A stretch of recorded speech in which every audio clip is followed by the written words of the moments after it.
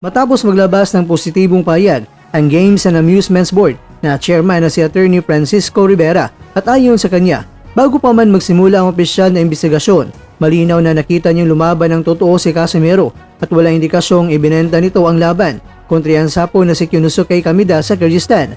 Sa una pa lang, nakita ko na hindi benta ang laban. Lumalaban si Casimero. Nakita naman ng lahat nagresibo siya at gusto niyang manalo. Payag ni Rivera sa isang eksklusibong panayam ng Abante Sports Now. Dagdag pa ni GAB Chairman, magiging patas at maingat ang gagawing investigasyon sa magkapatid na Casimero, sina Janiel at Jason upang masiguro na walang madali ang desisyon o parusang ibababa ng walang sapat na batayan. Ang importante dito ay due process. Hindi kami basta-basta magtatanggal ng lisensya. Kailangan marinig muna ang panig ng magkapatid at suriin ng maayos ang lahat ng ebidensya. Di ni Rivera, sa gitna ng mga paratang na game fixing, ang ganitong payag mula sa mismong pinuno ng GAB ay tinuturing na malaking kaluwagan para sa kampo ng dating world champion.